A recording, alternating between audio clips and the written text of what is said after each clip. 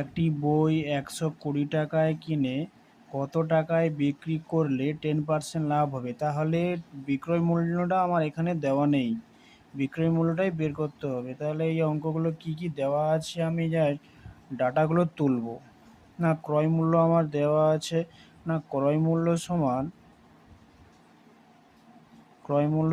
120 টাকা দেওয়া আছে। কি কি দেওয়া আছে আমি জাস্ট তুলে নেব। ক্রয় মূল্য দেওয়া আছে, লাভের হার দেওয়া আছে, লাভের হার 10%, লাভের হার সমান 10% দেওয়া আছে।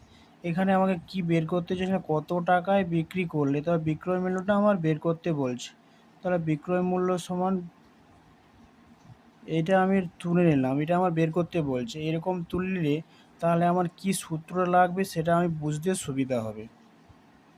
তাহলে অতএব আমরা একটা জানি যে সূত্র জানি যে বিক্রয় মূল্য সমান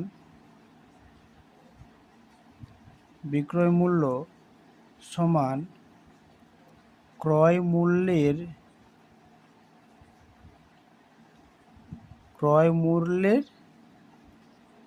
110%। এবার এই 110%টা কোথা থেকে পেলাম? না এখানে বলছে লাভের হার 10%। আমি যদি টোটাল 100 টাকা ধরি, তার 10% তোমার কত হবে? 110 টাকা। তাহলে অতএব ক্রয় মূল্যের বলছে, মানে ক্রয় মূল্য কত? না 100, ক্রয় মূল্যের 110 টাকা। এবারে এই 110 টাকাকে পার্সেন্টেজ তুললে নিচে 100 রাখবো। এই শূন্য কাটলাম, এই শূন্য কাটলে আমার 132 টাকা হবে। এই অঙ্কটা আরও অনেক রকমভাবে অন্য রকম পদ্ধতিও করা যায়। আমি আরেকটা পদ্ধতি করে দিচ্ছি তোমাদের সুবিধার থেকে।